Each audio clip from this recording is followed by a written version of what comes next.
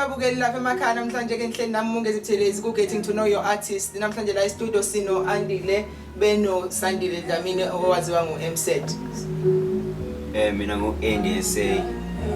Uhamba noSandile? Sesimuzi. Okay, sajabula ukuba nabo namhlanje sizoke sixoxeke nabo sibabuze kanye neminye imibuzo ke mayelana nomculo wabo ngoba benza i-hip hop genre kuye umculo kanti sebeneminyaka ewu4 behleli khona la. Okay, bafethu uqanike nisitshele ke i-background yenu ukuthi imvelaphi yenu niphumaphi naqala nina nomculo wenu. Mina mangachaza umculo ngoqale ngitwas 2018 emgigeni khona lana Zululand.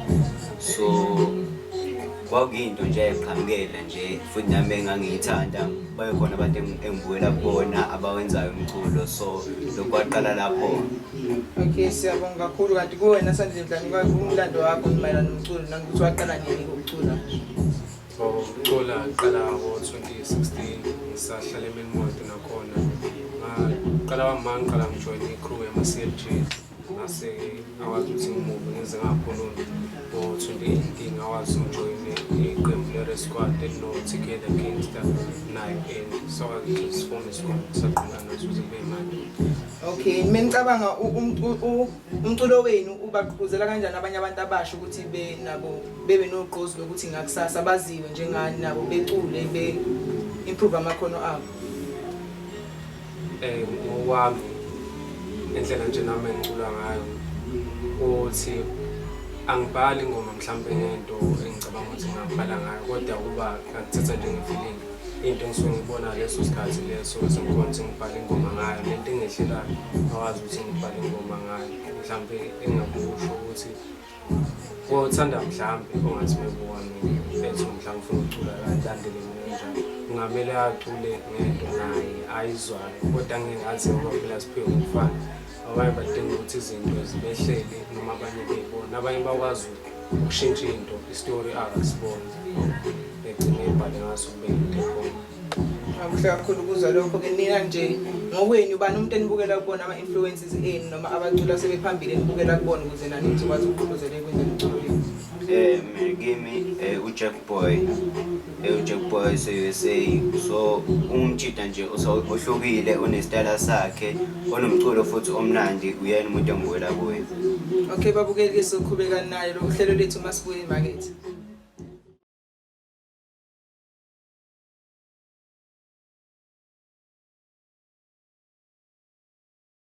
Futhi ngenamukele sesibuye ezimakethe ngisahleli nami kuMongezi Buthelezi kanye nabo uMZ beno-Andy abaculi abaduma kakhulu khona la uLundi. Siqhubeke nokubabuza eminye imibuzo yabo ke nadevelopa kanjani le khono lenu nokuthi naqala kanjani ukuze nizobona ukuthi ngempela niyafitha ukuba kule industry.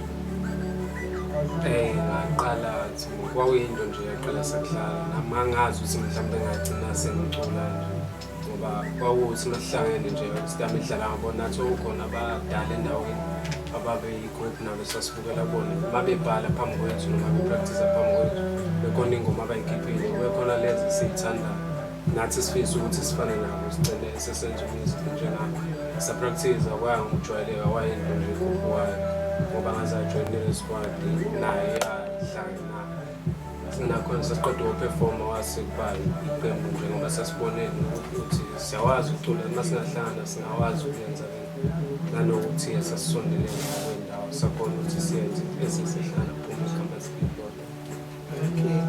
Anisitshela ukuthi niwathola kanjani amathuba ukuthi nikwazi ukuperforma naziwe nabanye abantu kanti futhi iziphi indawo enjwayele ukuyiperforma kusona?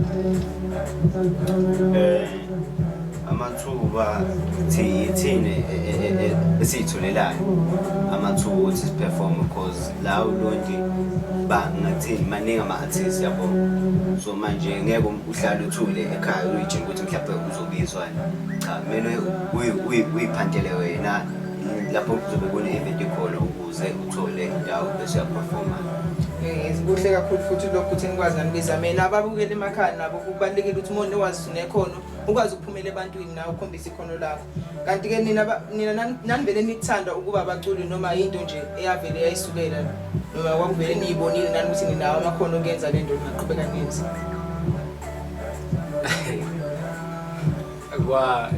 Mina kwaba into nje eqhamuka ngoba kuyenzeka ube mhlambe-ke ngithi ngizokhula ngidlala ibhola kodwa kuzothi ekuhambeni kwesikhathi ngigcine lingiphuma ibhola ngibone ikhono lami ukuthi ahladlaleke ikhono lami ebholeni lingaphi ekuculeni nakhona kuba izinto ey'ncane nje mhlawumbe uthi ngitholakala esikoleni kanje nihambe noshayisa amakhwaya bese yabona mhlawumbe uthole ingcono lakho ekubona ukuthi hhayi kahlahle ikhono lakhe lisekuculeni nabe seyibona nami kwaba yinto kanjalo nakhula ngenza okunye eceleni kodwa wangangivuma ngase ngibona ukuthi ngcono ngingene ngaphi ekuculeni ngoba khona ngazisimephusha. Kuhle lokho siphinde futhi ngizwe-ke kini nobabili ukuthi umculo kini uchazani uyini nje incazelo yomculo kunina ngoba niwuthanda nangako. Mina kuba into nje ethi ngiyakwazi ukuthi uma uthi mhlawumbe ukhona into engiphethe kabi noma into engiyijabulele into engiyithandayo ngikwazi ukubhala ngayo kusho ukuthi ngasho ngithi kumina ngizana nama-emotions ngento nje ngizocula ngayo sekuyinto kumina nengiyizwayo nokunye engikucabanga ngiyakwazi ukubhala. Okay, siyabonga nihlale nathi khona la ku-Zululand Studios siyabuya futhi nesibuye emakethe.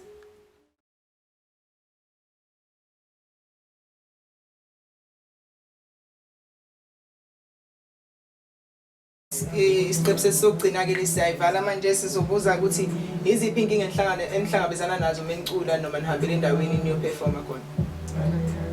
Okubuye kube inkinga mawumculi sometimes ukuthi uyafuna ukuyophefoma susitholile futhi nesikhala sokuthi uzophefoma sometimes ushawe imali nasekhaya futhi bazobe bekhulume bethi lo mculo wakho uyakuphazamisa esikoleni futhi ngeke ubhalanse izinto ey'mbili ngesikhathi esisodwa ngoba isikole naso siyakudinga ukuthi usebenzele futhi ngeke uzuthi uzoba umuntu ngaphandle kwemfundo so kumele nje ubhalansise ulinde kuze kufike isikhathi sokuthi uphumelele into oyenzayo.